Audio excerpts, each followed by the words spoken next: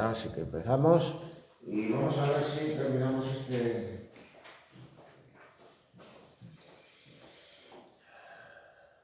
tema.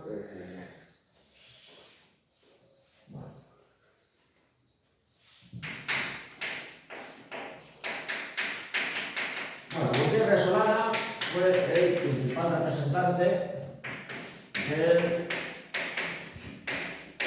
expresionismo en España. Bueno, dentro del expresionismo digamos que vienen a identificarse varias corrientes, incluso se puede considerar al fauvismo francés como una más entre ellas. Pero claro, cuando estamos pensando en la estética del expresionismo, pues estamos pensando en artistas que tienden hacia la caricatura, la deformación expresiva, también en artistas con obras donde van a predominar, aparte de un uso irracional del color, pues los tonos ocres, y a su vez pues va a predominar pues una visión pesimista de la vida, así como una crítica hacia la sociedad y la política de la época. De todos modos, digamos, esa visión del expresionismo, en el cual habrá autores más figurativos y otros que ahonden más en la abstracción, incluso de esa vanguardia expresionista va a surgir una figura como la de Kandinsky, el padre de la abstracción, pues cabe señalar el caso de Gutiérrez Solana en España.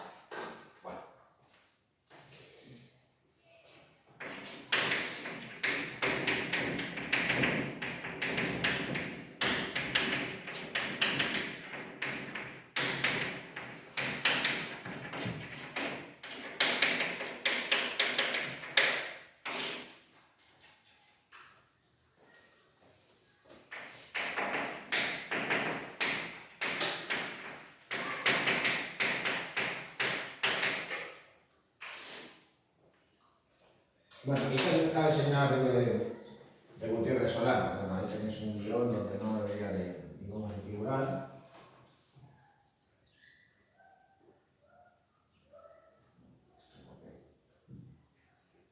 No sale el correspondiente terrible.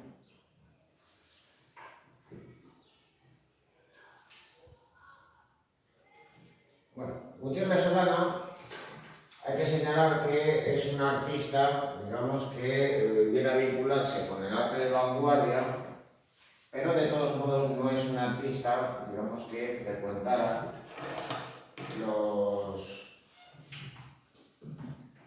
los círculos, digamos, más vanguardistas a nivel europeo que había en aquella época. Bueno, de todos modos, si ya tenéis, digamos,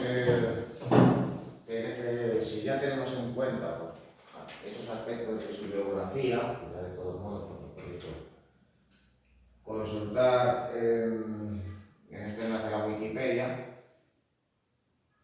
Gutiérrez Solana no acudió a París a conocer la vida de Bohemia de la época, no se marchó a Berlín, no se marchó a Viena,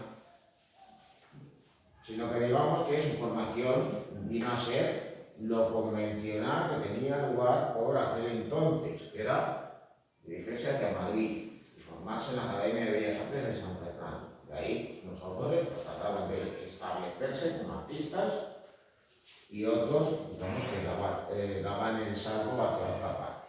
Pero luego también, por aquella época, y hay que tener en cuenta de que es un artista nacido en 1886, es decir, más joven que Picasso, estaban aquellos que frecuentaban los círculos artísticos e intelectuales de la época que podía haber en la capital. Todo ello, pues teniendo en cuenta de que, claro, igual que otros artistas, como en el caso de Picasso o en el caso de Dalí, podían acudir fundamentalmente al Museo del Prado, también Gutiérrez Solana llevó a cabo pues, precisamente ese tipo de visitas para conocer la obra pintura del barroco, con ese carácter, digamos, naturalista y expresivo, incluida también la pintura de Valdés Leal. Se va a interesar también por la obra de este autor, Eugenio Lucas Velázquez, que ya de todos modos había pasado de puntillas por su obra, que iba a ser un artista, costumbrista, influenciado por Goya, pero con una visión, digamos, más pintoresca y romántica. Que tenéis de todos modos un ejemplo, Capricho de la avaricia.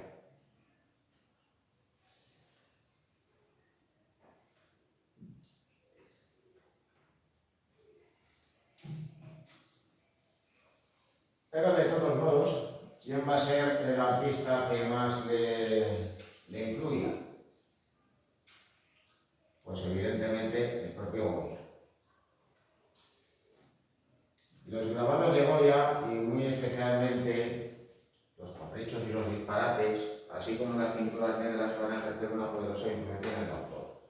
Todo ello también teniendo en cuenta que él va a estar vinculado a la llamada generación del 14. Bueno, estos intelectuales y escritores, así como artistas vinculados a esa generación, van a servir de puente entre la generación del 98 y la generación del 27. Bueno, en cuanto a los escritores y pensadores de la generación del 98, tales como Antonio Machado, Miguel Unamuno, Ramón de Inclán, Ángel Garnier, Ramiro de Maeztu, pues les consideramos como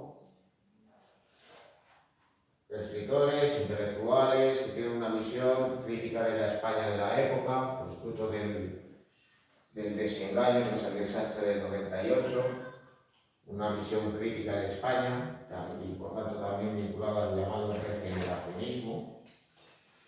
Luego, por otro lado, en cuanto a la generación del 27, pues ya estaríamos hablando de artistas y sobre todo escritores más vinculados a la vanguardia, y muy especialmente al surrealismo procedente de Francia,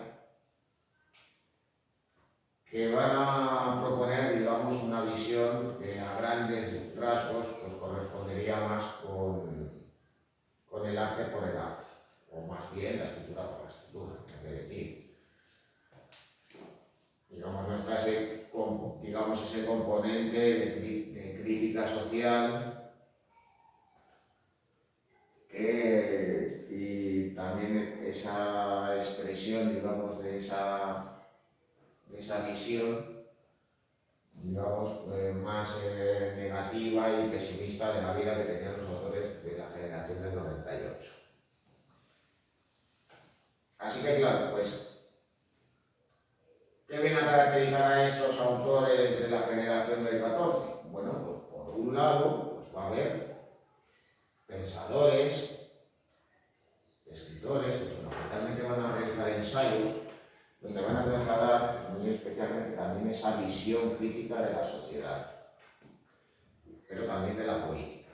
Digamos que van a tener una visión todavía más crítica que la de los autores del 98. Estaríamos hablando, pues, sobre todo de la figura del filósofo Ortega y Gasset, pero también estaríamos pensando en Eugenio Dors o en Gregorio Marañón. Eso por un lado. Pero por otro lado también va a haber artistas, escritores que van a buscar nuevas formas de expresión, más vinculadas a las vanguardias que se estaban desarrollando en ese momento. Y claro, pues ¿de quiénes estaríamos hablando? Pues por ejemplo de Juan Ramón Jiménez, que muchos le vienen a considerar como miembro de la generación del 27, cuando él era más joven, tenía más años. El caso de este señor, Gómez de la Serna, que vendría a ser, digamos, el predecesor del surrealismo en España. Digamos que él era surrealista sin formar parte del grupo surrealista francés.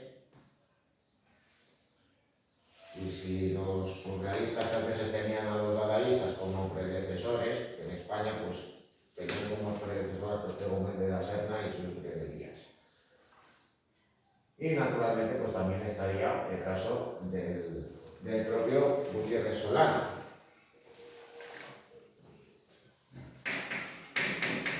Por ello, una de sus pinturas más conocidas, por no decir que la más famosa, es precisamente ese. La tertulia del café Pombo.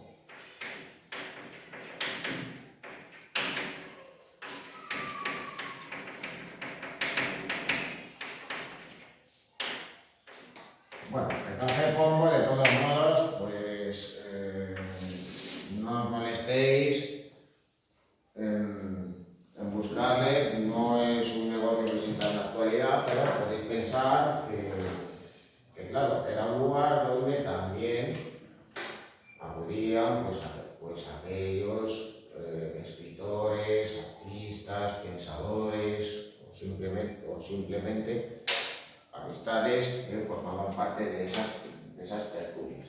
Esas tertulias literarias, artísticas, intelectuales, etcétera, etcétera, que vendrían, pues digamos, a ejemplificarse, pues hoy por hoy, cuando pensamos en ello, pues en aquellas que se realizaban en su momento en el Café Gijón. Claro, podéis pensar, de todos modos, pues claro, que se trataría de reproducir, digamos, ese ambiente de tertulia, como por ejemplo los que se realizaban en los cafés parisinos o vieneses de aquella época, pero claro, como todo es más castizo, pues en vez de encontraros a estas personas, incluido el propio Gómez de la Serna, tomando absenta, pues aquí les veis, con un sifón, también con una botella de ron negrita, en fin, todo menos un zumo de naranja. Bueno, pero de todos modos, digamos que también hay un elemento, digamos, un tanto singular. No parece que estén debatiendo, digamos, tranquilamente o intercambiando expresiones, más bien parece como una suerte de liturgia. Está en pie Gómez de la Serna como si fuera el presidente de una compañía de negocios, o como si fuera, digamos, un político que preside, pues, qué sé yo, un consejo de ministros, un ayuntamiento. Así que, digamos, intenta revestir hasta cierto punto de solemnidad o de falsa solemnidad, precisamente, digamos, esa tertulia donde, evidentemente, quienes estaban reunidos eran un grupo de amigos. Bueno, ¿qué viene, digamos, a caracterizar la obra de dicho?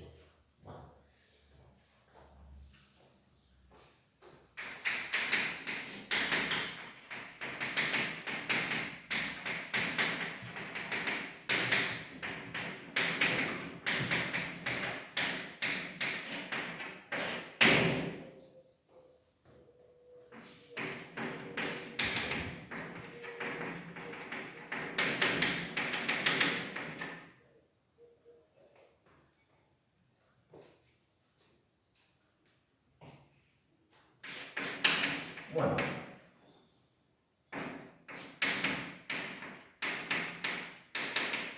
Gutiérrez Solana se va a recurrir de una temática, digamos, pues ya desarrollada por otros artistas, ya frecuente en el siglo XIX,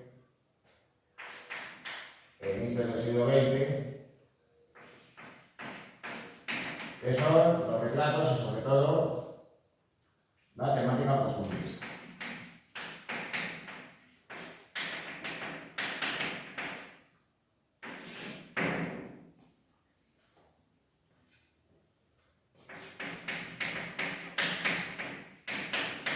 En primer lugar, cabe señalar el empleo de una tonalidad O.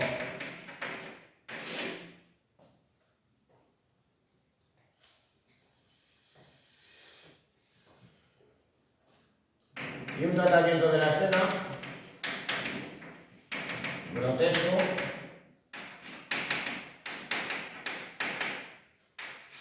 y feísta.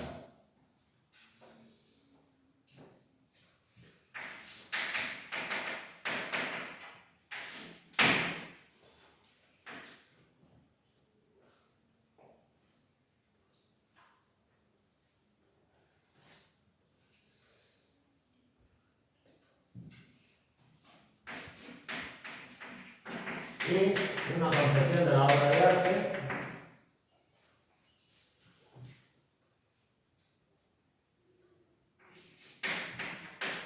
que busca representar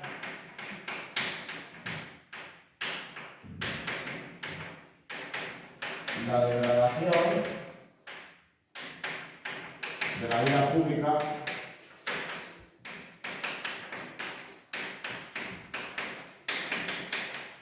y social.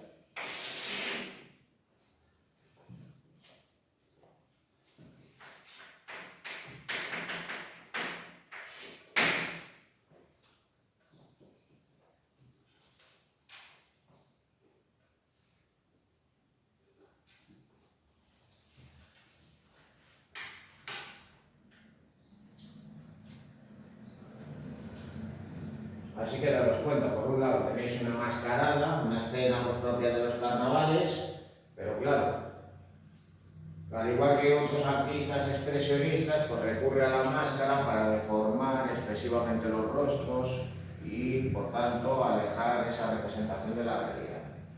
Llevando a cabo una representación un tanto grotesca y no festiva. No digamos ya también en este caso, murga gaditana. Cuando pensamos en los carnavales de Cádiz, con sus chirigotas, estamos pensando en una imagen como esa, con un cielo tenebroso, con esos personajes, con esas máscaras un tanto siniestros. Pues evidentemente no. Bueno, obras digamos destacadas de este artista, pues ya hemos visto una con anterioridad, la tertulia de Café Congo.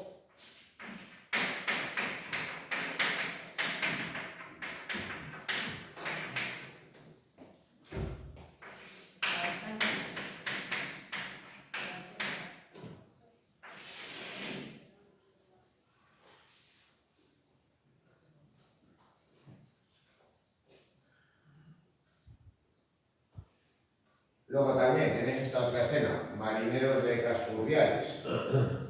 Claro, en este caso digamos que toma una escena costumbrista, otro artista digamos que hubiera todo una visión más pintoresca dentro del regionalismo imperante en la época, en el cual digamos que se busca representar digamos lo más folclórico y singular que pudiera digamos uno encontrar en cada una de las regiones, como pudiera ser pues ese pueblo pesquero de Cantabria. Y sin embargo, pues va a recurrir a esas tonalidades, pues digamos esas tonalidades sobres, esos tonos tan apagados, con lo cual pues viene también a representar, digamos, pues esa decadencia española y esa muestra pues de la pobreza y de la dureza de los medios de vida con la que contaban los trabajadores, pero también con esa visión crítica y pesimista de la vida propia del expresionismo. No es una pintura realista como la que hemos visto pues, con anterioridad de otros pintores como Casas o el propio Sorolla.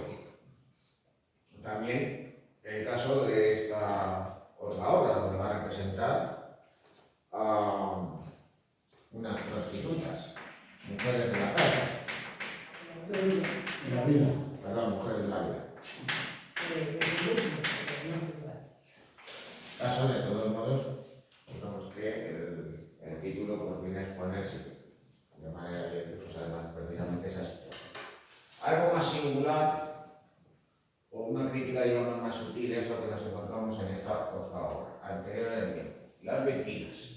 Bueno, ahí no nos encontramos digamos con un simple escaparate, con unos maniquíes vestidos a la moda de la época, que hasta cierto punto nos pueden recordar de manera lejana a las vestimentas que estaban de moda a inicios del siglo XIX por influencia del llamado estilo imperio. Es decir, la moda que se llevaba en Francia en tiempos de Napoleón. Pero de todos modos, pues observando esa obra que viene a recrear el interior de un comercio cuya clientela pues, formaba parte de la burguesía y de la alta sociedad de la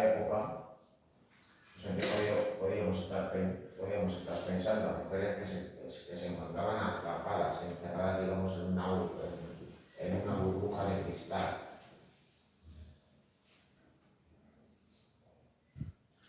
Bueno, más obras del artista. La de la derecha ya la habíamos visto con anterioridad, la procesión de la muerte.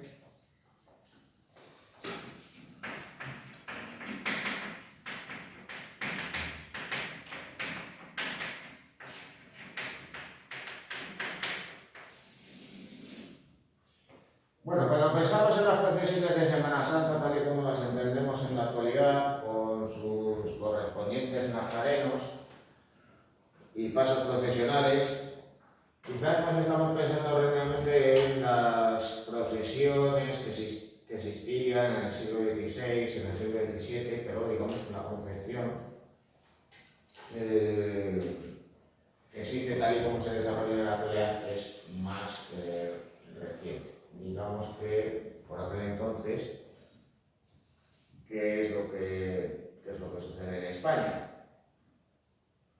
Pues digamos que en un clima en el que hay una mayor crítica social hacia la Iglesia, donde los sentimientos antirreligiosos fueron en crecimiento, también en buena medida, pues por los privilegios acumulados por la institución, pero también por su alineamiento con las corrientes y el pensamiento más conservador, es decir, pues vinculado a la monarquía absoluta, pues esto va a hacer que como reacción literalmente pues haya demostraciones de fe. Es decir, tendrán una importancia cada vez mayor las procesiones, y especialmente las de las cofradías penitenciales. Y claro, pues entre los pasos procesionales, pues ¿cuáles se encontraban? Pues no solo aquellos, digamos, relacionados estrictamente a las figuras de Jesucristo, la Virgen, determinados santos, así como las representaciones de diferentes escenas vinculadas a la pasión de Cristo, sino también, digamos, otros que podemos considerar más singulares. Y esto pues venía a incluir pues, la representación de la propia muerte, incluso también de las armas de martirio. Y claro, pues en esta representación, que nos puede recordar también a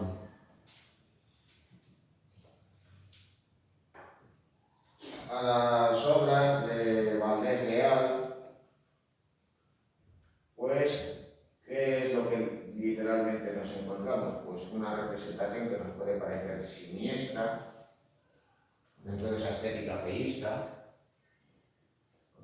como una suerte de apología de la muerte, y dentro de esa visión pesimista de la realidad.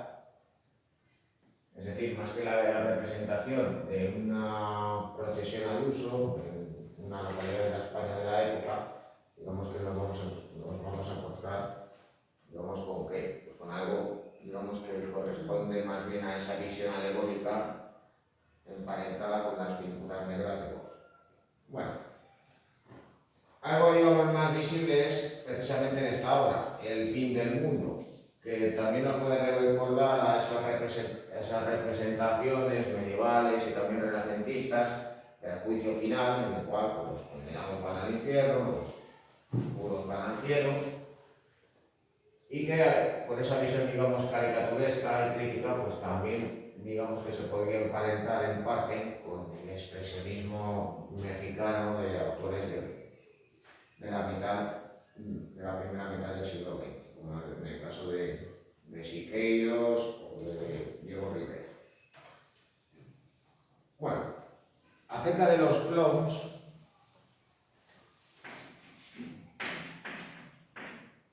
bueno, esto no deja de ser algo curioso, porque claro, no ha venido a ser algo recurrente, digamos, en la obra de ciertos autores de la literatura de terror, también en películas, en series de televisión, que tienen esa visión, digamos, de los payasos infantiles como seres siniestros, incluso que incluso pues, que pueden llegar a ser asesinos, que vienen a esconder, digamos, a un criminal o una forma demoníaca en su interior. Pero claro, podemos retroceder aún más en el tiempo. Cuando vemos esta obra de Gutiérrez Solana, pues claro, no estamos pensando pues, precisamente en unos payasos de circo que se dedican a entretener y a hacer reír a los niños y a los espectadores de dichas actuaciones. Bueno, junto con La tertulia del Café Pombo, la obra más conocida de Gutiérrez Solana es La visita del obispo.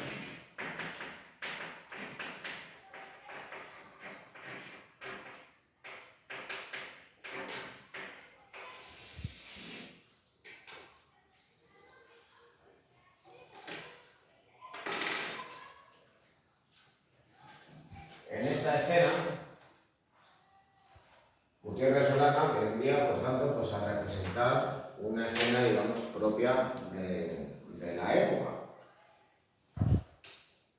Daros cuenta, pues debido al peso de la Iglesia por aquel entonces, y evidentemente el carácter conservador, contrario pues, a todo aquello que por aquel entonces consideraba contrario a sus intereses, porque consideraba que era contrario a la religión y a la vida cristiana, que lo debía ser pues, básicamente todo lo relacionado con el liberalismo y las corrientes de pensamiento del movimiento obrero, pues estaban ya, digamos, que a corresponderse con esos sectores más conservadores que existían por aquel entonces en la sociedad de España. Así que, por tanto, va a realizar una obra crítica, con lo cual, pues, daros cuenta. Se vendría a considerar que la visita de un alto miembro de la jerarquía católica a un hogar vendría a ser algo festivo o motivo de alegría. Y sin embargo, daros cuenta cómo le representa a todos ellos. Al propio obispo con una mirada, digamos, un tanto inerte, con un aire circunspecto y con la mano apoyada con el puño cerrado en la mesa. No sé si digamos, de esa autoridad que él tiene, que incluso va más allá de lo moral. Luego también estaría pues, el gesto circunspecto del cura, que encontráis ahí a un lado. El aire un tanto desconfiado del anciano que encontráis ahí, y el aire, digamos, más bien pasivo de ambas mujeres, tanto de esta mujer joven como de esta anciana.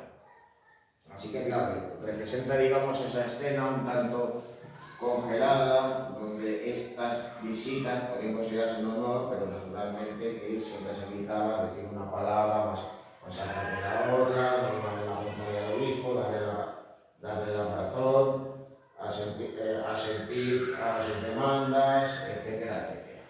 Por tanto, representando esos ambientes cerrados de camarilla, donde representa pues, también esa, digamos, esa opresión que ejerce la religión sobre el conjunto de la sociedad.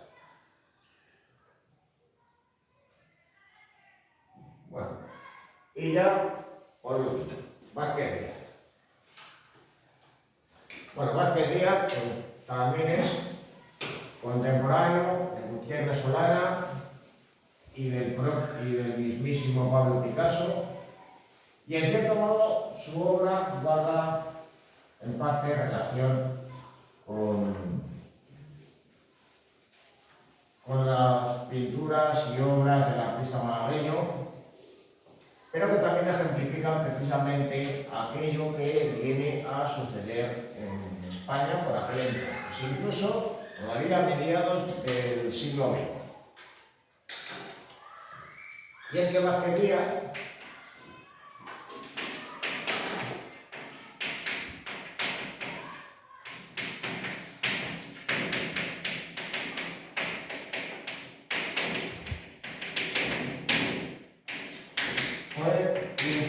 influenciado por la estética del cubismo, y más concretamente la del cubismo sintético. Buscaba simplificar las formas, pero también delimitar los volúmenes, silotearlos,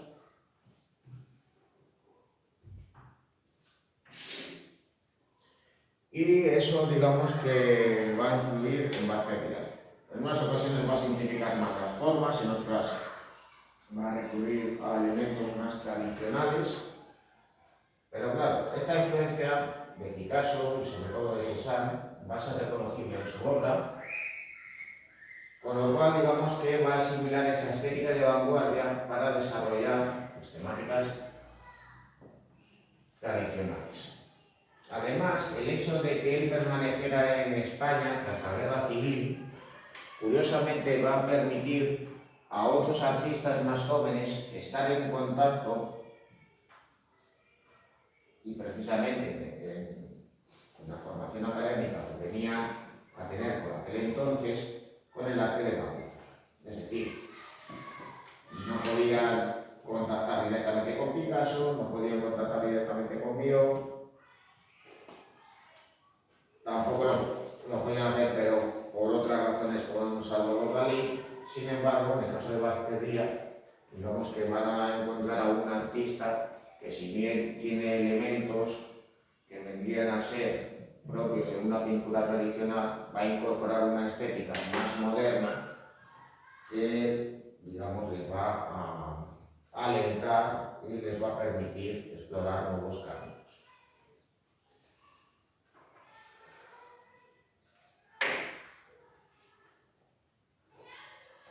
Bueno, esa estética del cubismo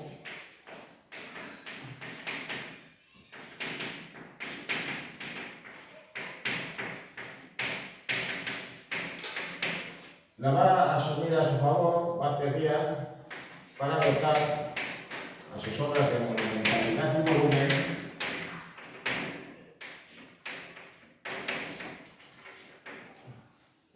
ya sea pues, en obras de una temática más propia del pasado, como sus representaciones de religiosos, los monjes blancos que veis ahí, que vendría a ser, digamos, una suerte de revisión de esos lienzos del siglo XVII que pinta Zurbarán representando a frailes cartujos sobre la orden de San Jerónimo.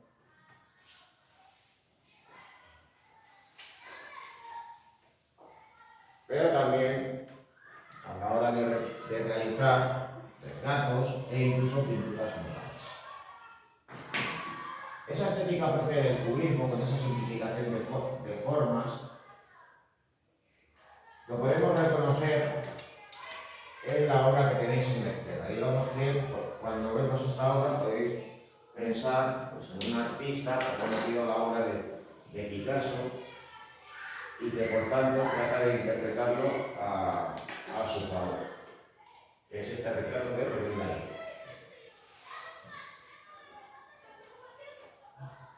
Los monjes blancos.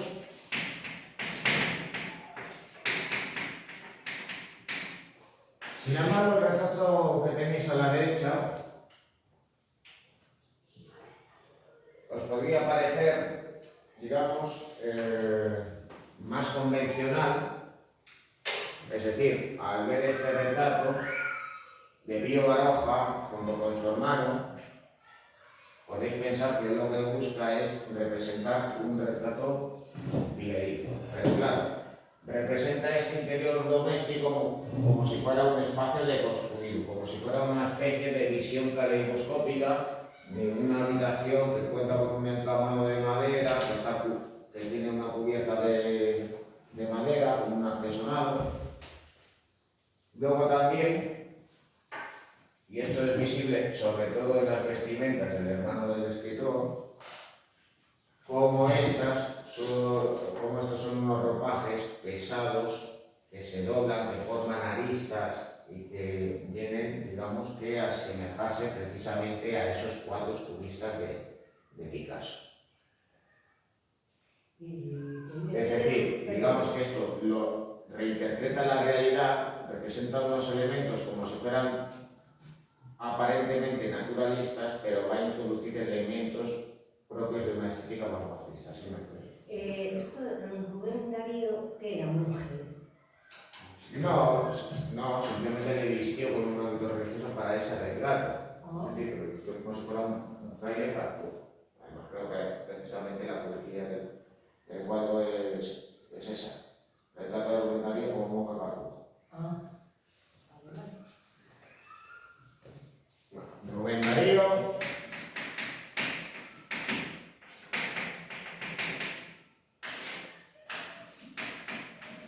Los hermanos Baroja, hay que tener en cuenta, pues claro, la enorme influencia de Rubén Darío precisamente en España. Él introduce la estética del modernismo, introduce, digamos, pues esas corrientes más modernas, más vanguardistas, vinculado a lo que se estaba haciendo en París, y por tanto, pues eso va a ser inspirador para otros poetas que iban desde Antonio Machado a Ramón Jiménez.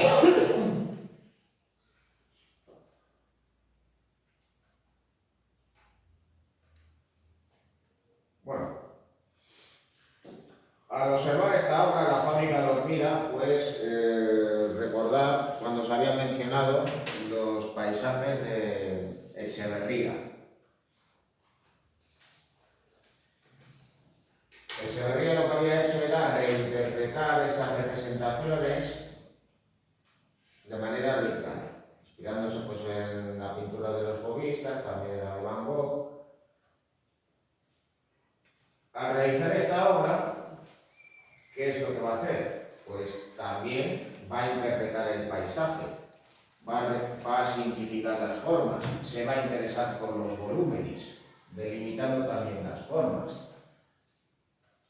Claro, ¿esto qué quiere decir? ¿Es un paisaje, es una obra figurativa? Sí.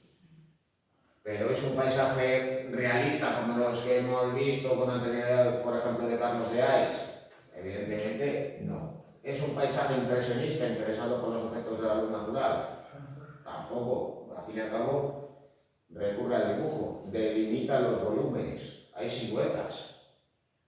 Los impresionistas, pues, pintaban las obras de manera rápida, con una pincelada suelta, y por tanto los lienzos van a tener un aspecto bocetado. Este no es el caso. A él le interesa más representar volúmenes puros, jugando con una construcción precisamente del paisaje.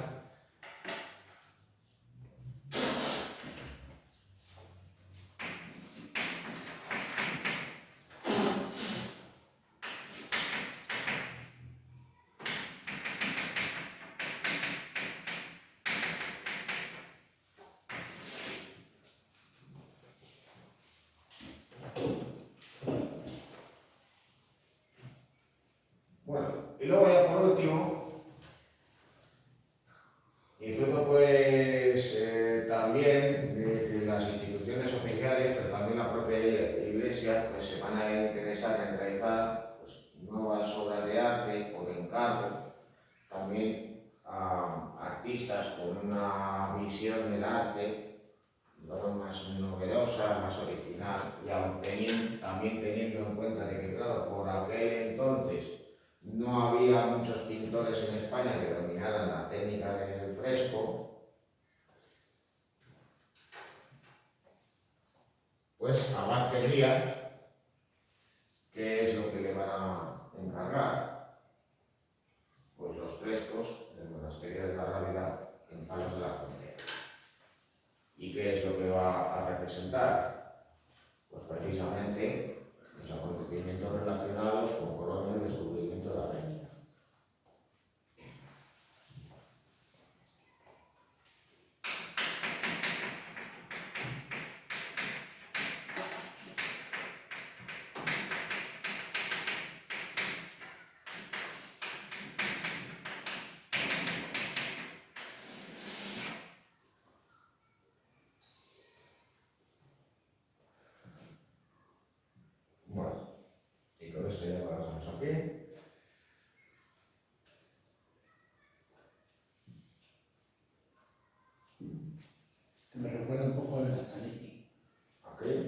Zanetti.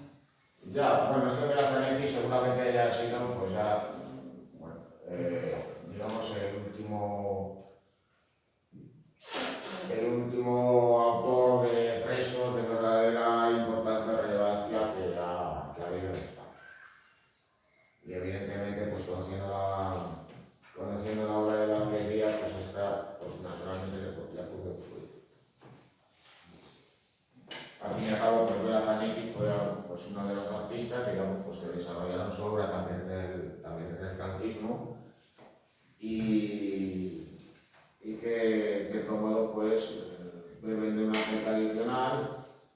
Al fin y al cabo, la técnica del fresco lo que la viene también a ser, pero también digamos una estética diferente y más generosa. Bueno, como suerte de anticipo de lo que veremos el año que viene, pues cabe señalar que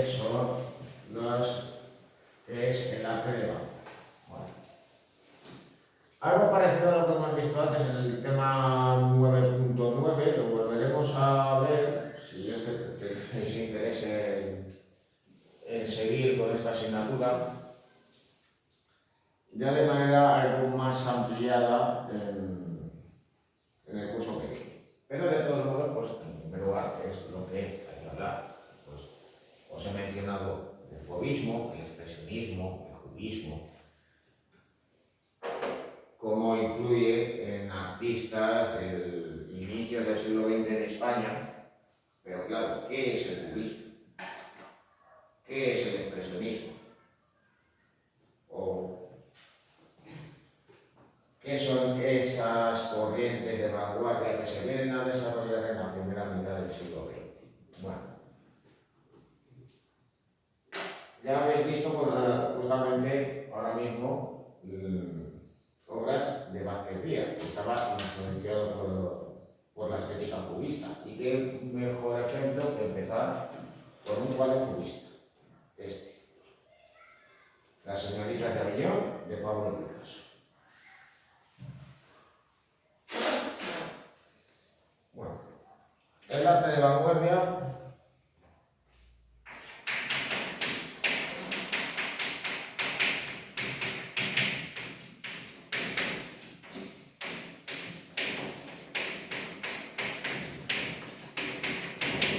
del siglo XX. Bueno, en primer lugar vamos a ver el fauvismo.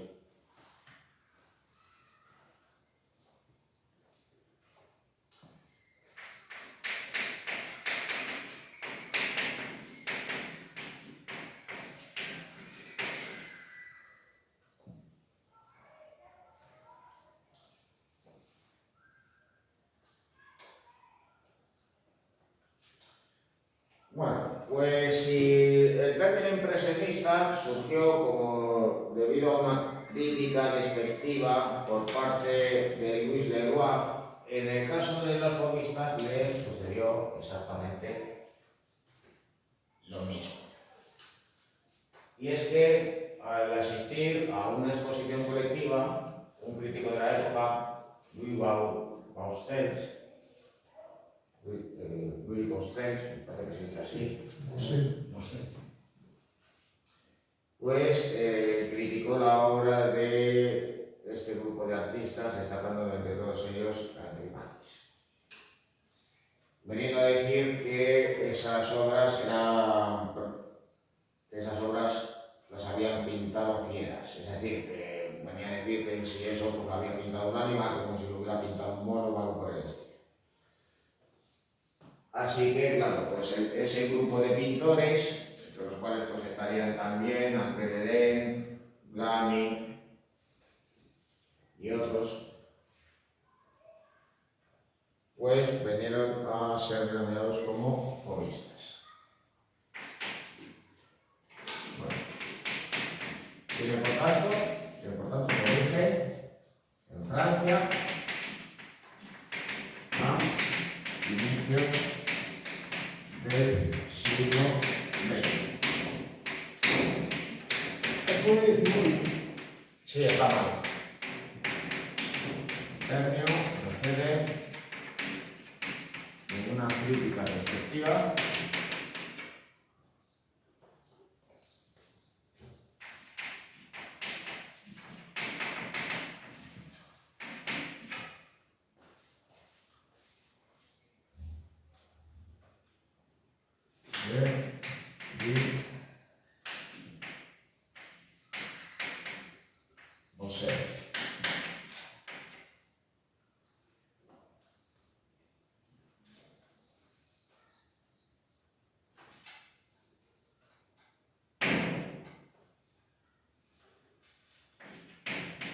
Bueno, al igual que había pasado pues, en épocas anteriores, como por ejemplo el grupo de los navís,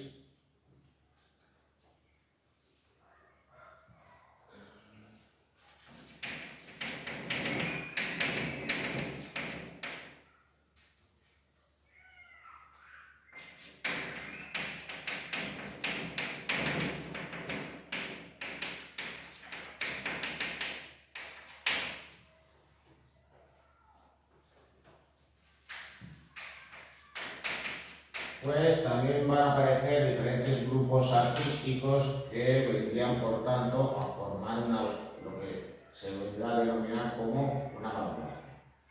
Esto ya en el siglo XX va a ser más habitual, que diferentes artistas, digamos, se unan, formen un círculo y tengan, digamos, una estética o unas intenciones muy parecidas y que incluso sigan un manifiesto. Igual que había manifiestos políticos o manifiestos literarios, pues van a aparecer también manifiestos artísticos. Ya mencionaré pues, con posterioridad algo de ellos.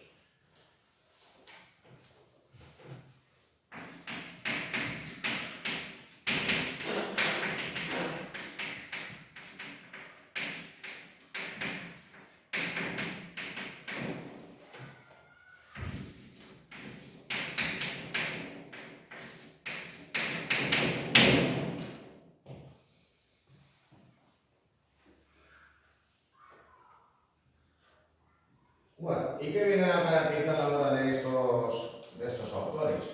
Pues en primer lugar, el uso arbitrario del color. En unas ocasiones emplean un colorido irreal. Bueno, gracias.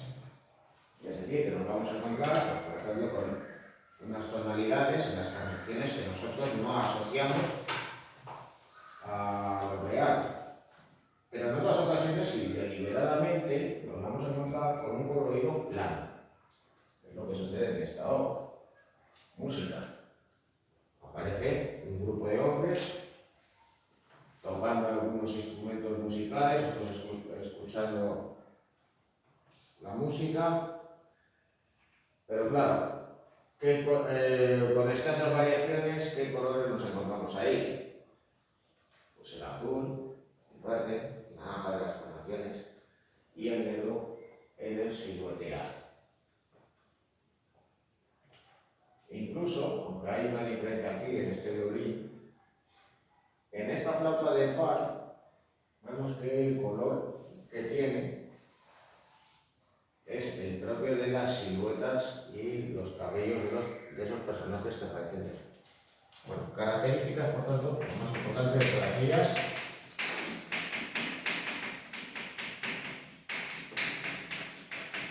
es el uso arbitrario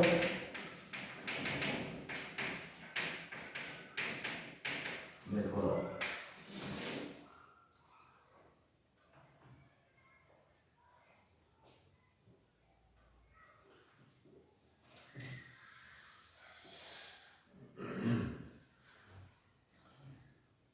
Este hecho les lleva también a dos cosas. Y es que precisamente esa tendencia al uso de colores planos les va a llevar a tener un desinterés por los efectos lumínicos y también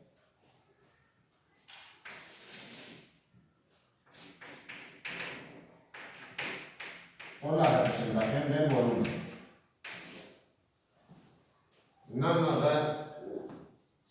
representación, obras como la que tenéis ahí también en Dream Artist, que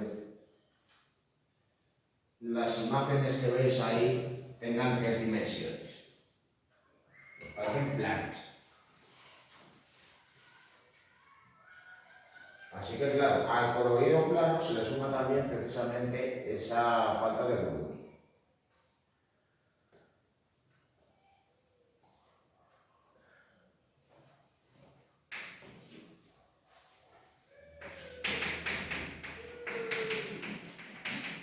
Basta que el silueteado, van a recuperar el dibujo, aunque evidentemente no va a ser un dibujo minucioso, preciso, como por ejemplo al que recurría Ingres en el siglo XIX. Van a emplear líneas gruesas que van a delimitar las masas de colores.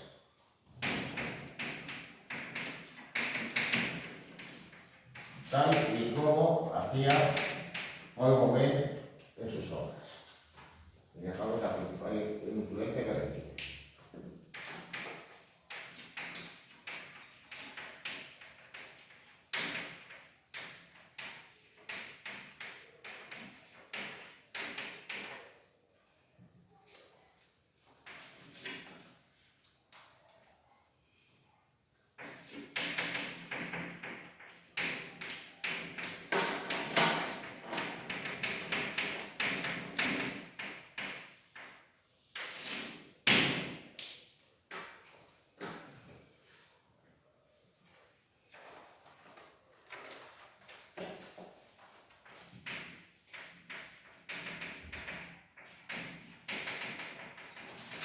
Y luego, evidentemente, como los artistas, digamos que buscan la expresividad del color y recurrir a armonías, mediante ese empleo de un colorido real, pues estas representaciones, digamos que se van a alejar de lo real.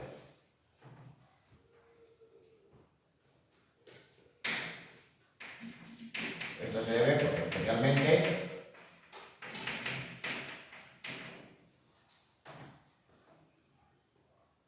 por la simplificación de formas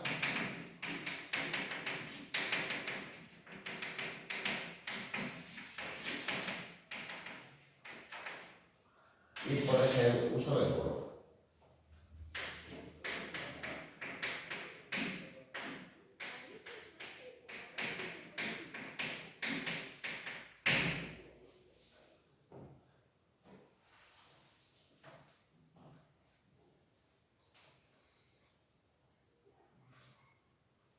Bueno, ¿en qué se van a inspirar? Bueno, pues especialmente en el caso de Gauguin,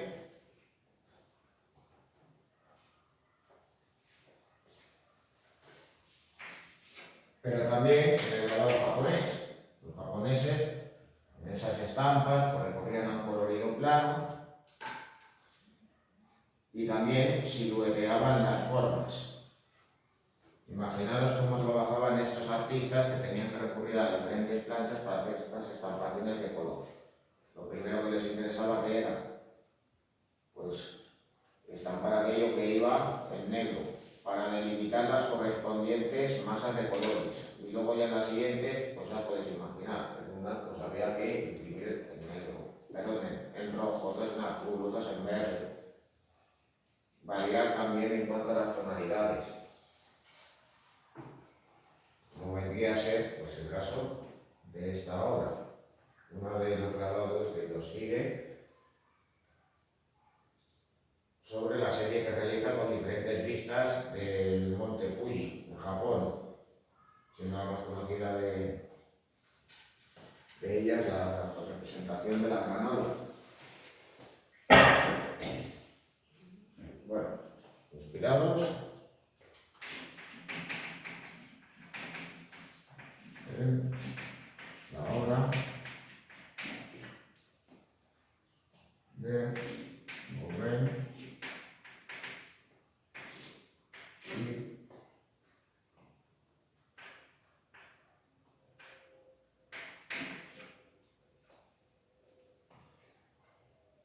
y en la estampa japonesa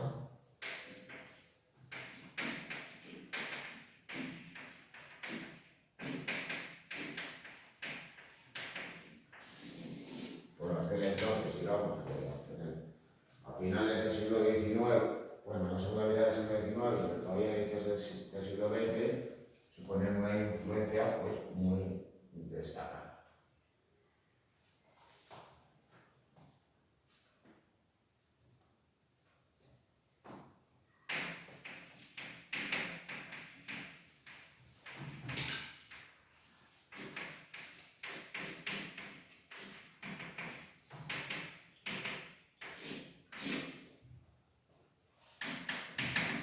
Bueno, estos artistas fueron influenciados, como ya había mencionado con anterioridad, por los llamados nabis. Era un grupo de pintores franceses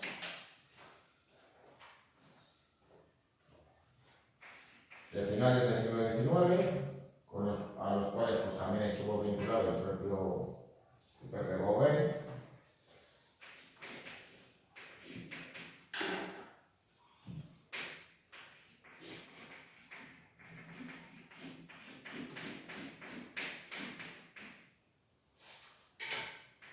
Los cuales también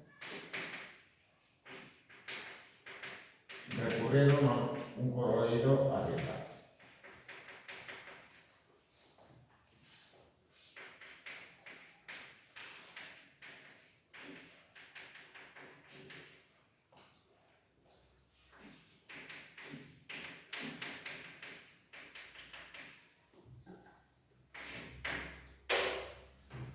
Bueno, y digamos el ejemplo por excelencia es esta obra del Paul Seussier, el talismán. Ya lo hemos visto con anterioridad de clase. Bueno, aparte de la singularidad del propio soporte en el cual Seussier pintó la obra, que fue ni más ni menos que una caja de cerillas.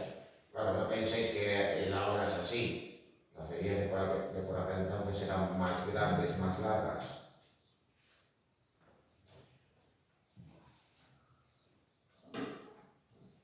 Pues lo que realizó literalmente fue la primera pintura abstracta conocida.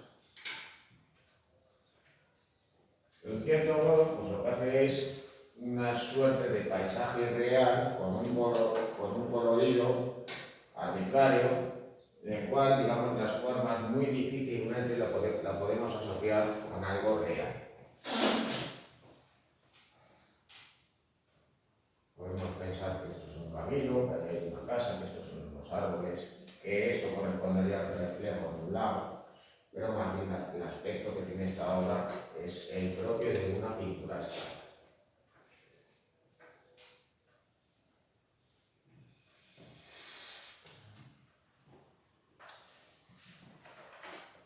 Bueno,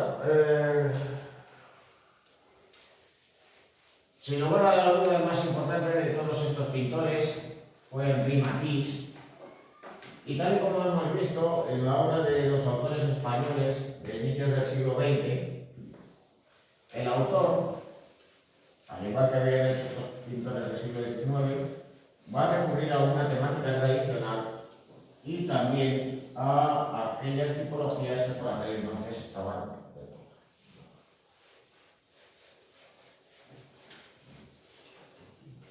Él, al igual que, por ejemplo, habían estado los artistas románticos en el norte de África, él también realizó visitas a esos territorios coloniales franceses de por aquel entonces, Marruecos, Argelia. Así que en muchas ocasiones se va a inspirar pues, precisamente en esas representaciones propias del mundo islámico que habían estado desarrollándose en Francia a lo largo del siglo XIX.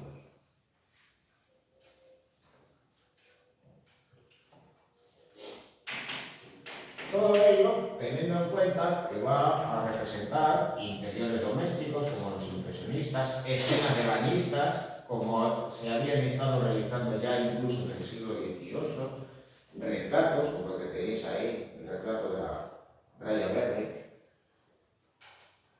representaciones de duelistas, de bodegones, informes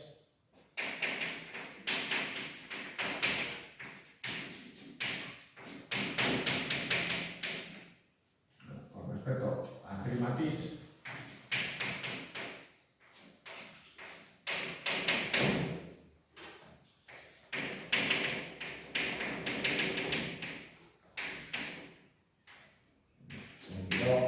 Géneros ya desarrollados por entonces,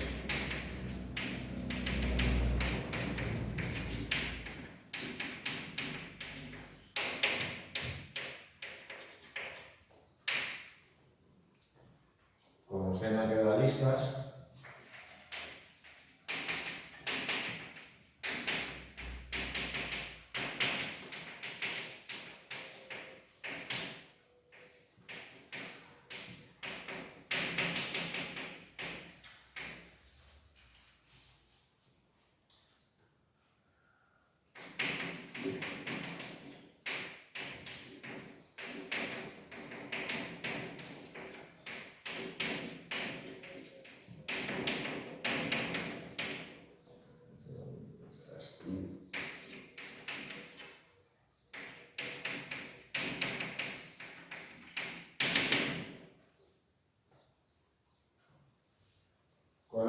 con lo cual, pues aquellos elementos que van a incluir elementos ornamentales y vinculados con el erotismo también van a estar presentes en su obra. En buena medida, pues también a aquellos elementos que nosotros podemos asociar, incluso a la estética del modernismo, pues la podemos observar en algunas de sus obras. Por ejemplo, habéis visto aquí, la Armonía en Rojo.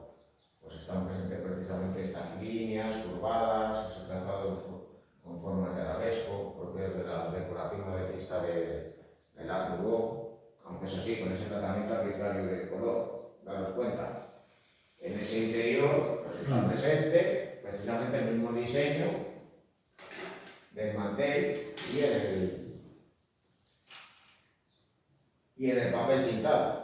Difícilmente, digamos, nosotros podemos pensar que justamente en una obra van a tener ese color, digamos, tan intenso, ese rojo tan puro, y ya en las paredes y ya de paso también en el mantel de la mesa de comedor.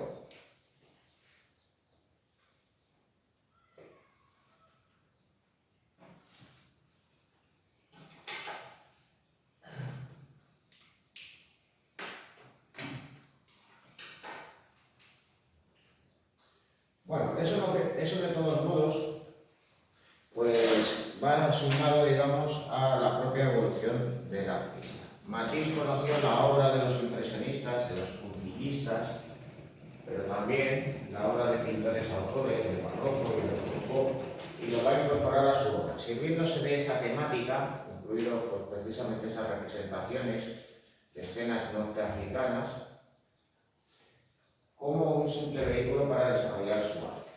Bueno, aquí tenéis, por ejemplo, esta obra, Calma, Lujo, Voluptuosidad, que nos puede recordar a la obra de los puntillistas, pero con unas formas más simplificadas, es decir, digamos, con unos puntos más grandes, unas formas más simples. Mientras que este retrato de mujer con sombrero, pues nos puede, digamos, que recordar en cuanto a su concepción a esos retratos de mujeres del siglo XIX, realizados por pintores impresionistas sobre la órbita del impresionismo, pero con un tratamiento muy distinto. Tenemos que observar, digamos, ese uso arbitrario del color y también el trazo grueso, que no, el uso de una pincelada suelta en esta obra.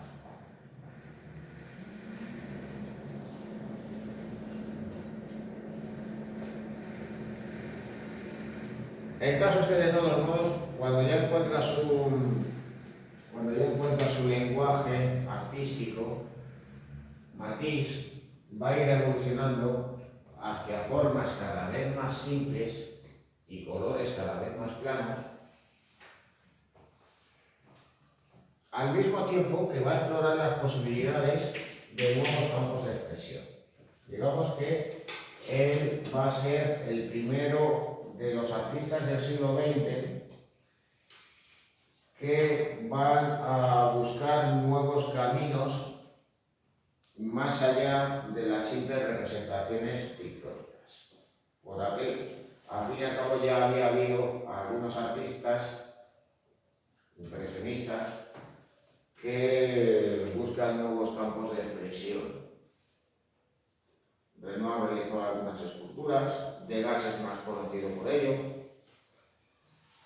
digamos en el caso de Paul Gauguin, que incluso pues llega a realizar objetos de cerámica, representaciones más propias de los tótems de las culturas primitivas de la Polinesia.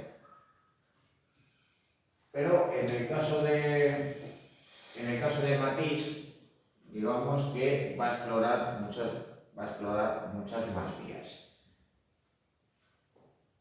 Con ello, pues ¿a qué le va a llevar? Pues por ejemplo, a cultivar la técnica de colas, como la que tenéis ahí a la derecha, que se ve sobre un azul. Va a realizar grabados, va a realizar esculturas, va a trabajar la cerámica, va a realizar diseños de vidrieras.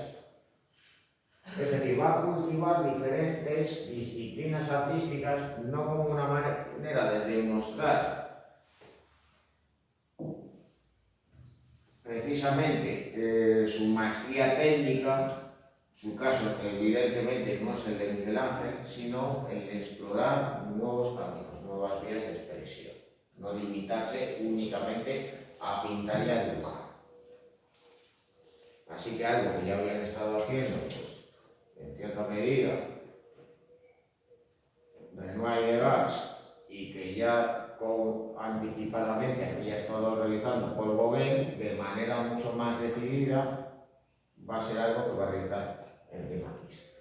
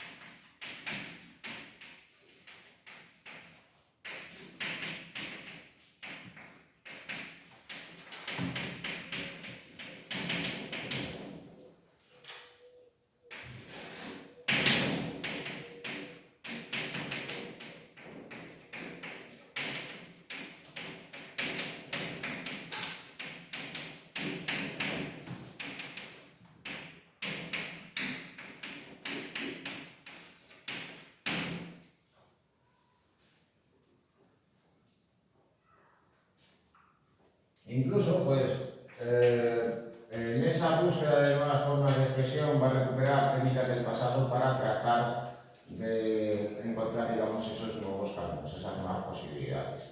Va a llegar a realizar pinturas al fresco, digamos que su formación inicial no le había enfocado precisamente a eso, y también va a diseñar vidrieras, como ya había mencionado antes.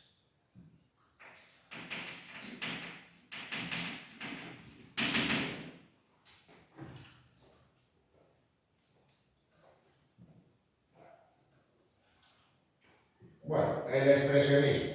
Ahí tenéis pues, la obra maestra de Oskar Kokoschka, La novia del viento. Bueno,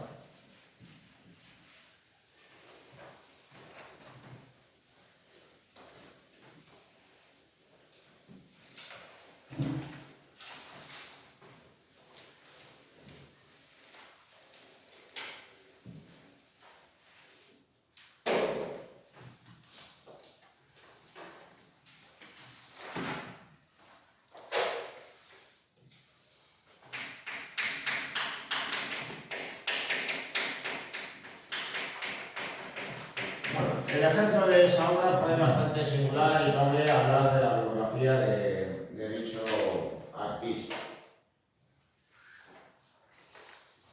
Ya para, digamos, poder hablar, digamos, en concreto de esta obra.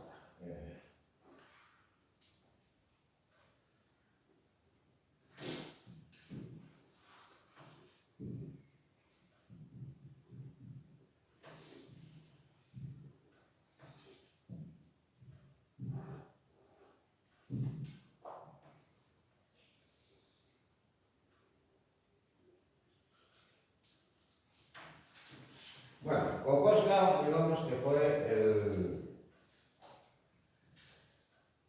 el último gran pintor que pasó por Viena antes del estallido de la Primera Guerra Mundial, junto con Schiele, teniendo en cuenta de que la figura más destacada por aquel entonces, aunque un poco antes del estallido de la guerra, era Gustav Klimt. Bueno, Schiele es un autor también expresionista, estaba más, digamos, más vinculado a Gustav Klimt, vendría, digamos, en cierto modo a ser considerado su sucesor, pero murió prematuramente. El caso es que Kokoschka pues, era señalado, digamos, el artista más prometedor de aquellos años. Pero digamos que su situación sentimental tendrá reflejo precisamente en su obra maestra. Pues bien, ¿qué fue lo que sucedió? Pues para ello hay que hablar de esta mujer, Alma Mahler. Bueno, pues veis, retratada aquí. Bueno, Alma Mahler fue la mujer del compositor Gustav Mahler. Ella era mucho más joven que él, pero que ya había formado parte de esos círculos artísticos de la Viena de la Secesión y de la Belle Époque. Así que, por tanto, pues vendría a ser lo que hasta cierto punto consideraríamos una socialité, alguien pues, vinculado pues, a la alta burguesía de la época, que se codeaba pues, entre lo más grano de la sociedad, pero también entre los círculos de artistas e intelectuales, y eso teniendo en cuenta de que era muy joven. Incluso pues, se llegó a señalar, cuando era, que pudo haber sido, pues, cuando era simplemente una adolescente, que hubiera podido tener relaciones con el mismísimo Gustav. Aún así, de todos modos, pues se casó con el compositor. Él, de todos modos, pues tenía una salud muy delicada y no mucho tiempo después, en 1911, falleció.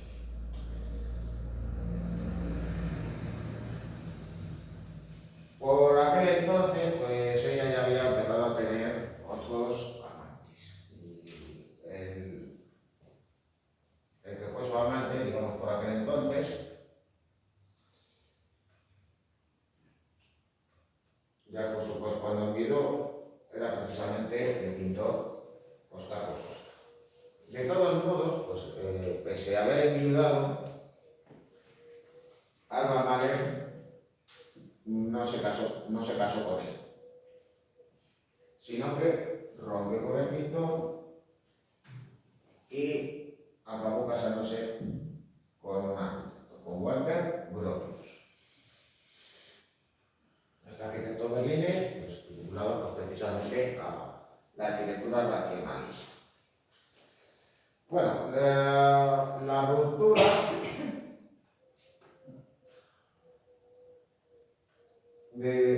ruptura con Alma Mahler, digamos que le devastó a este pintor.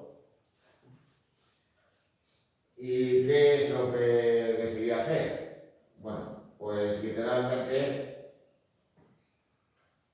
realizó un maniquí a tamaño natural, vestido con ropas, y la llevó por la ciudad, presentándosela a sus amistades y diciendo que se trataba de su nueva pareja sentimental. O sea, imaginaos que va alguien por ahí, por la calle, con una muñeca hinchable, vestida pues, con la ropa que hubiera podido llevar su antigua novia, diciendo que es su nueva pareja. Bueno, una situación, digamos, pues un tanto extravagante. De todos modos, digamos que sus sentimientos decidió plasmarlos en este lienzo. La novia del viento, donde representa a una mujer que se ha puesto sobre este hombre de aspecto más avejentado, que podríamos considerar que es el propio Oskar Kokoschka. Digamos que está precisamente pues muriendo a consecuencia de la mujer, con esa representación pues un tanto tenebrosa, donde predominan esos tonos ocres y fríos, tratando de transmitir, pues, por tanto, la tristeza, la desesperación del artista, que muy poco tiempo después, con el dinero que obtuvo con la venta del lienzo, se alistaría como soldado de caballería del ejército austrohúngaro en la Primera Guerra Mundial. Bueno, acerca de Jan Mahler, que de todos los modos, pues curiosamente también fue compositora, también realizó composiciones musicales, aunque evidentemente pues, menos conocidas y seguramente de menor interés que las que realizó su primer marido. Pues tras la Segunda Guerra Mundial se divorció de Walter Gropius y se casó con un escritor que era más joven que él. Actualmente, pues, poco más o menos que olvidado, y que se llamaba Franz Werfel, y que de todos modos, pues, su obra más conocida es la canción de Bernardino.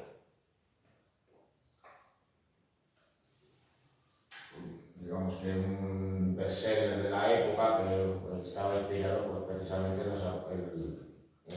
los acontecimientos del milagro de Fátima. Bueno, ese ya, que no, también de todos modos fue su último marido.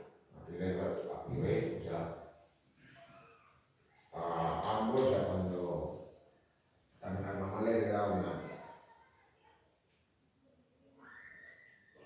Bueno,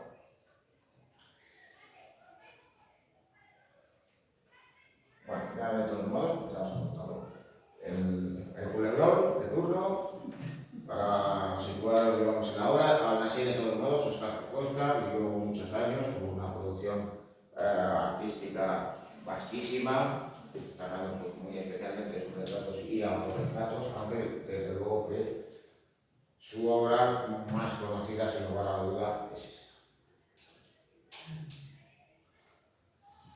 Bueno, el expresionismo.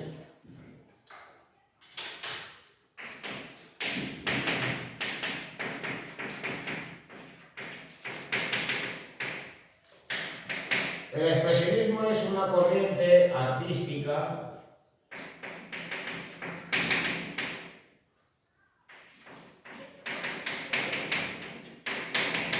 que no se limita únicamente a las artes plásticas. Y en ese sentido, podemos considerar incluso que es una corriente artística que guarda más relación con esas corrientes que hemos visto del siglo XIX, como el romanticismo o el modernismo, que el arte de las vanguardias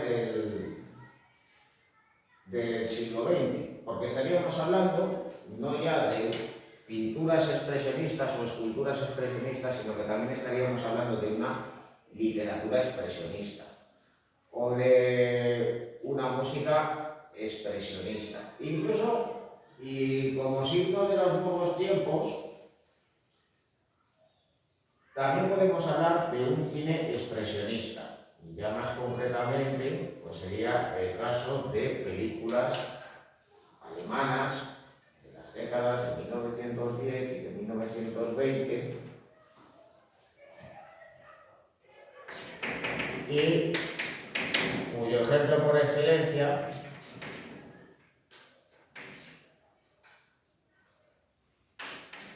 sería el gabinete del doctor Caligari, obra del año 1920. Esta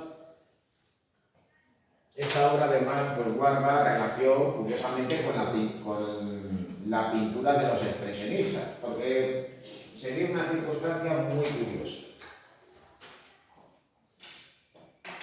Como no había dinero para construir digamos, unos escenarios lo suficientemente grandes, ni contaban con un equipo de iluminación que pudiera plantear aquello que el director en su puesta en escena tenía en mente. ¿Qué fue lo que hizo? Pues pintar en los escenarios las luces y las sombras, crear también los efectos de profundidad. Así que en cierto modo, pues lo que hizo fue incorporar elementos pictóricos propios del expresionismo en dicha película. Luego, naturalmente, otros directores alemanes pues van a contar con más medios y van a poder jugar con una escenografía ya más propia de los teatros, con los propios sistemas de iluminación, y por tanto pues recurrirán a elementos más propios de la puesta en escena, más propiamente cinematográficos, que en el caso de lo que se había llevado a cabo en el gabinete del doctor Caligari. Bueno,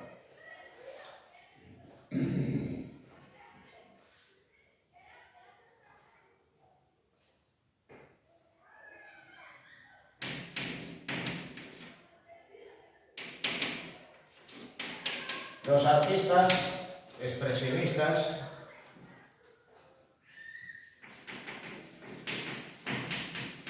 van a ser influenciados por artistas anteriores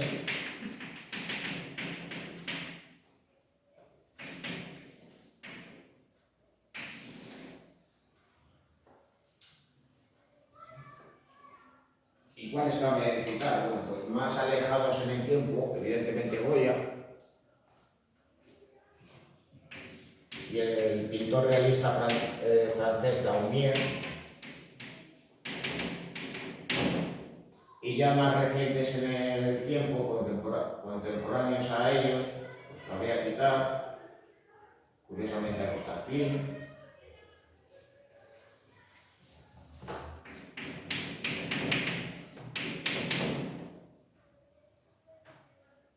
claro, Klimt era un modernista, pero tiene elementos que tienden a la abstracción, simplifica las formas, busca la expresividad. También Paul Gauguin,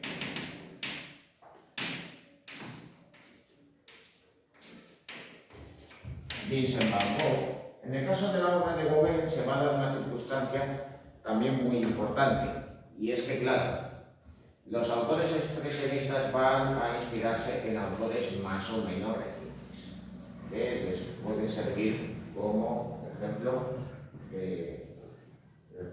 para sus obras. Pero también van a ir más allá.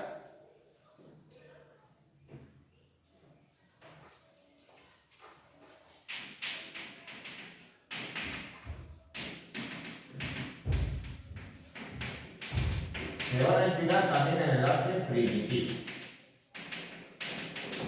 y especialmente el africano.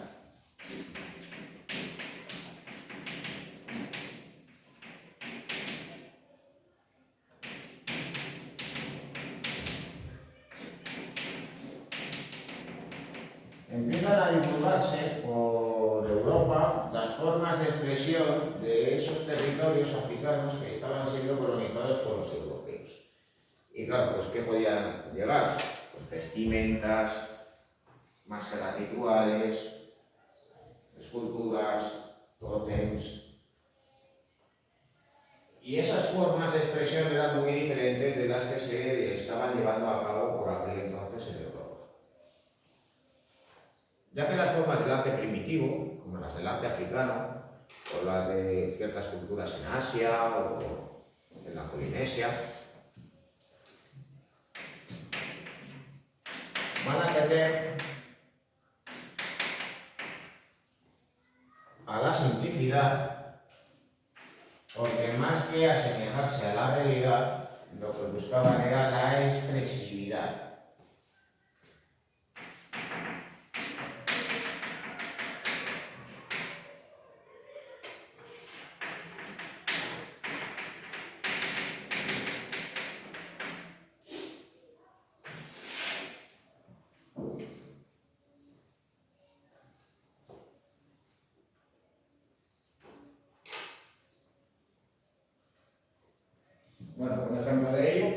esta máscara africana que veis allí. Los artistas del expresionismo pues no solo pues, van a pensar en Saturno devorando a un hijo de Goya, sino que, por ejemplo, pues van a inspirarse también en estas máscaras rituales africanas.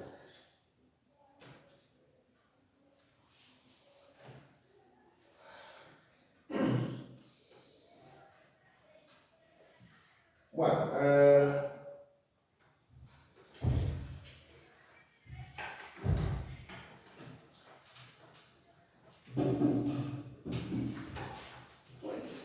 ¿cómo tuvo lugar el desarrollo del expresionismo?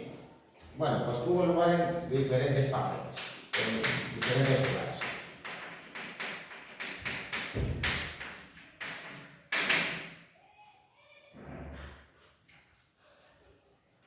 Mientras que el fauvismo y el cubismo surgieron en Francia, así como el surrealismo, o el caso del futurismo, que aparecerá posteriormente en Italia, el expresionismo no va a ser un movimiento que se desarrolle uniformemente y corresponda a un lugar concreto. Bueno, incluso se puede considerar que a finales del siglo XIX, ya en los últimos años del siglo, ya en la década de 1890,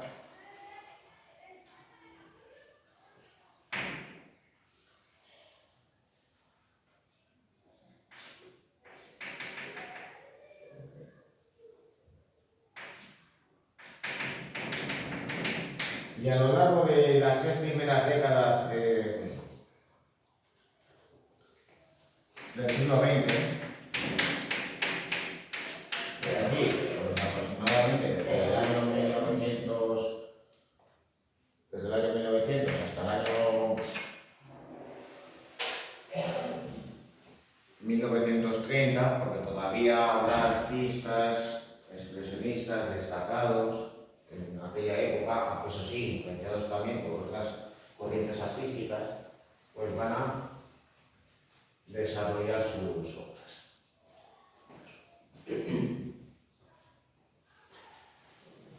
Así que claro, el expresionismo va a convivir con diferentes corrientes artísticas, de ahí que influya en otras corrientes de vanguardia, pero a su vez los artistas expresionistas se van a ver influenciados.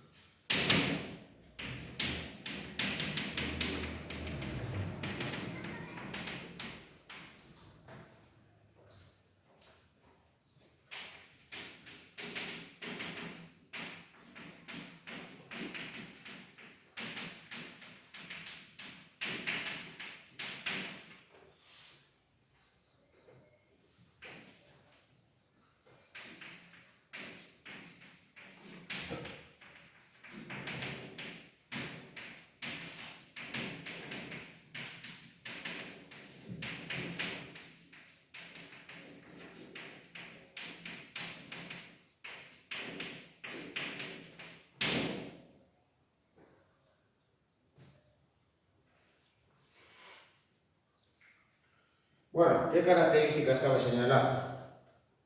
En primer lugar,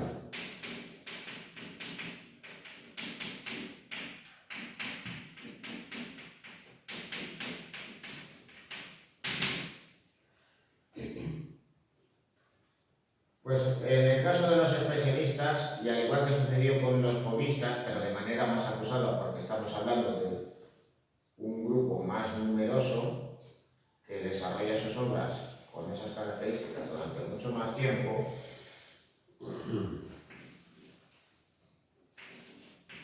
y es que, aunque luego lo que vaya a explicar o señalar nos puede llevar a pensar justamente lo contrario, no presentan características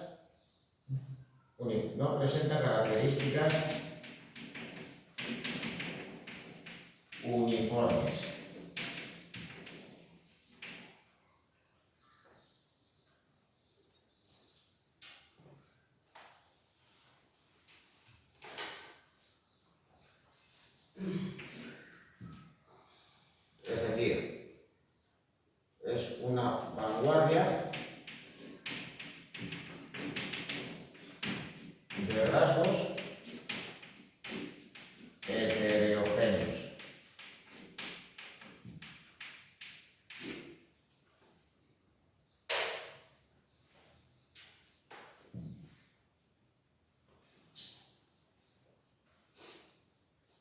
Bueno, pues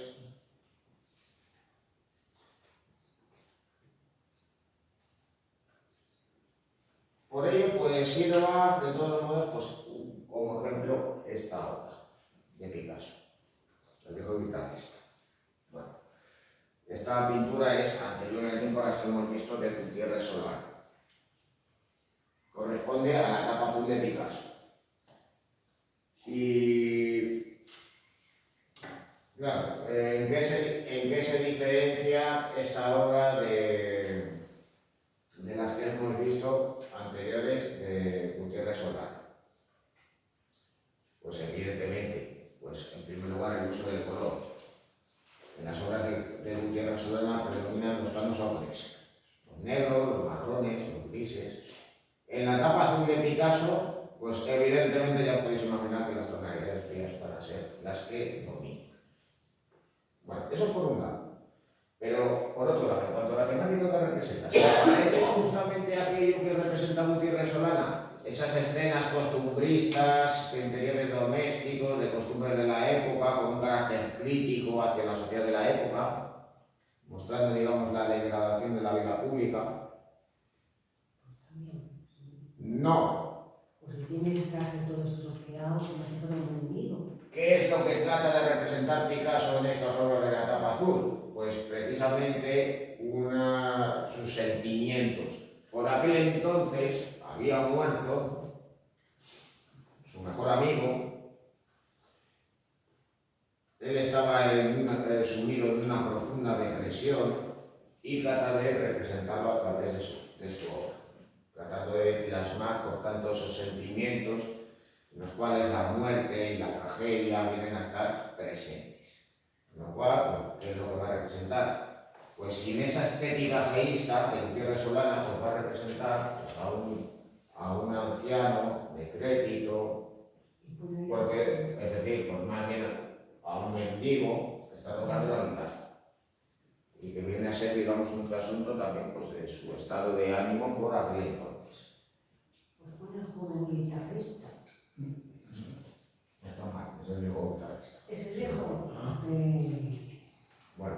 Ahora, de Picasso De todos modos, claro, Picasso pasó de la etapa azul a la etapa rosa, algo después, y ya pues van a predominar precisamente esos tonos, y en vez de tener, digamos, esas representaciones con esa visión tan trágica de la vida, pues lo va a transformar en una visión, digamos, más triste y melancólica.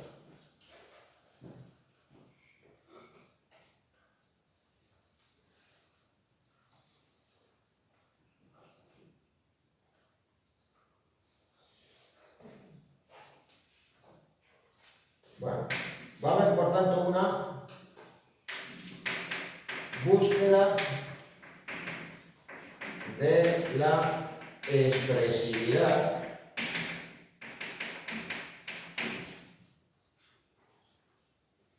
tanto de los propios sentimientos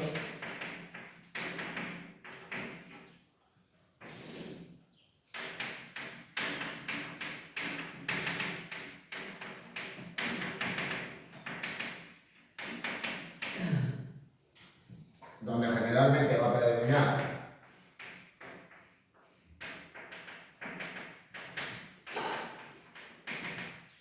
pesimista y negativa. Daros cuenta por cómo era ese cuadro de la novia del viento de Kokoschka, también esa representación de los sentimientos de Picasso en su etapa azul.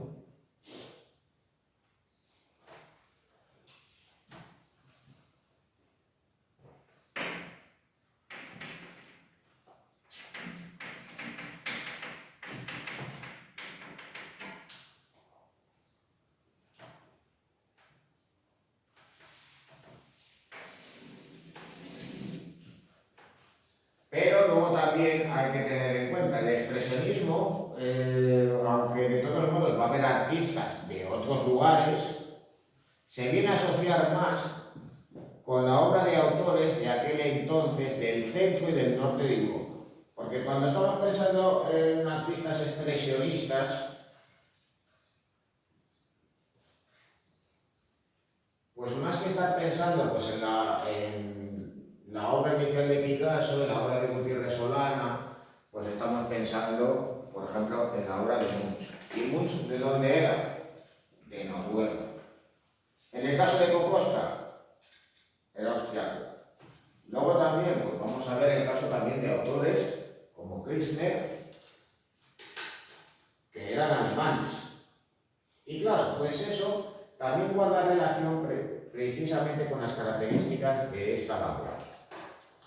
Y es que la mayoría de estos artistas venían a proceder de sociedades con un ambiente opresivo en lo social, como venía a ser el caso de la Noruega de finales del siglo XIX, inicios del siglo XX, donde imperaba una moral calvinista, o bien de lugares donde existían gobiernos autocráticos vinculados a grandes imperios, como venía a ser el caso del Imperio Austrohúngaro o del Segundo Imperio Alemán. De ahí que Kirchner se vaya a autorretratar en su estudio, de hecho pues, representa aquí pues, esta figura de un desnudo, pero ¿cómo se va a representar? Pues con el uniforme de los soldados alemanes de la época y además mutilado, sin una mano, tratando de plasmar que, pues por un lado, precisamente, pues la situación en la que él se encontraba anímicamente, pero también la situación en la que se veía inmerso por culpa de los gobiernos del Kaiser Guillermo II, obligándole pues, a luchar en una guerra que podía llevarle a ser herido de gravedad o a la muerte, así como a otros tantos compatriotas suyos.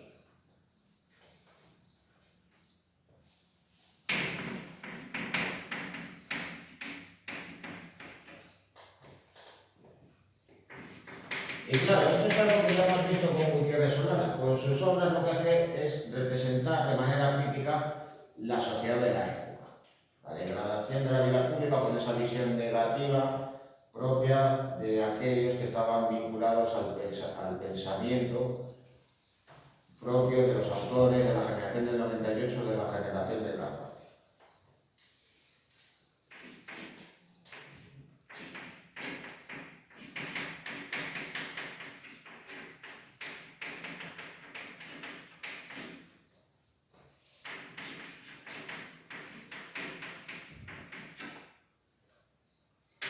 Porque claro, en el caso de los inicios del siglo XX, en la época de la llamada Belle Époque, ¿qué pasaba con los artistas franceses? Vivían en un entorno, digamos, más libre, con una sociedad más abierta, con una moral más tolerante, donde existía una república con un régimen parlamentario cuyos valores eran los propios de la Revolución Francesa. Naturalmente que no todo iba a ser miel sobre hojuelas, pero evidentemente iban a vivir en un entorno más optimista y claro, pues ¿qué iban a pintar los autores? ¿Qué iban a pintar los artistas del impresionismo, del posimpresionismo, del fauvismo? Pues una visión, digamos, menos personal del arte, donde van a buscar el arte por el arte y exceptuando, digamos, algunas figuras.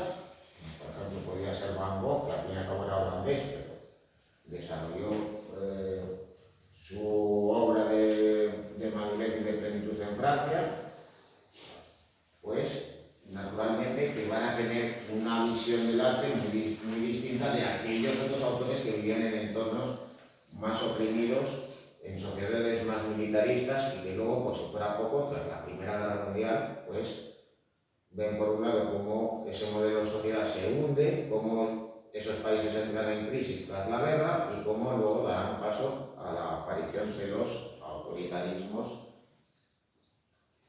tales como el régimen de la Alemania nazi. Está bueno. Bueno, Balake consideraba opresión.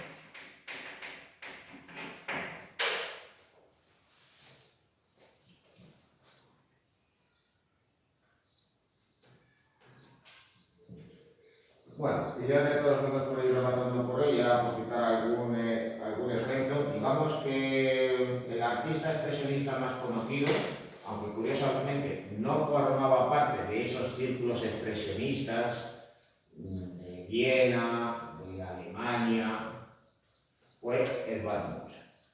Digamos que es un artista singular que aparece, que desarrolla su obra en un país donde que estaba al margen de esas corrientes más vanguardistas que se estaban desarrollando en el siglo XIX e inicios del siglo XX. Daros cuenta cuando nació, en 1863.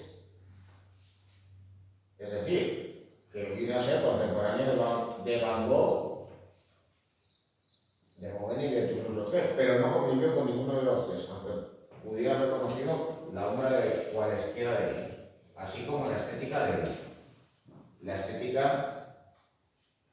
impresionista y del moderno. De todos modos, pues hay que señalar, ya para ir terminando por hoy, pues ya de todos modos lo retomaré el próximo día, que la biografía de Munch guardó elementos en común con la de Van Gogh, con lo cual no nos debería extrañar que su obra fuera por esos caminos. Es decir, era alguien con problemas mentales, que tuvo problemas a lo largo de su vida en cuanto a la convivencia con otros artistas, también a la hora de encontrar precisamente a encontrar sus obras de arte, pasó por sanatorios psiquiátricos, pero a diferencia de Van Gogh, vivió mucho más tiempo. Estamos hablando de alguien que vivió más de 80 años. Con lo cual, su obra acabó siendo difundida y por tanto popularizada y valorizada por la gente. Tiene por tanto una visión muy negativa del ser humano, buscando esa deformación expresiva, recreando pues incluso elementos propios de la pintura de Van Gogh, como líneas largas y sinuosas, y un colorido irreal. Pero normalmente nos vamos a encontrar con rostros más bien desencajados, formas un tanto fantasmales, así como una deformación expresiva de los espacios donde va a estar presente un uso arbitrario del color. Aquí tenéis dos ejemplos de obras suyas, por ejemplo, Cupido y Psique, una revisión, digamos, de ese tema propio de la mitología clásica, aunque viendo esta escena podemos pensar simplemente en dos amantes que se encuentran en una habitación, y Vampiresa. Podemos pensar que es una mujer vampiro, pero también, digamos, también la representación de una mujer que está subyugando a un hombre. Al fin y al cabo, ella se encuentra por encima de él y sus cabellos le están envolviendo, le están cubriendo.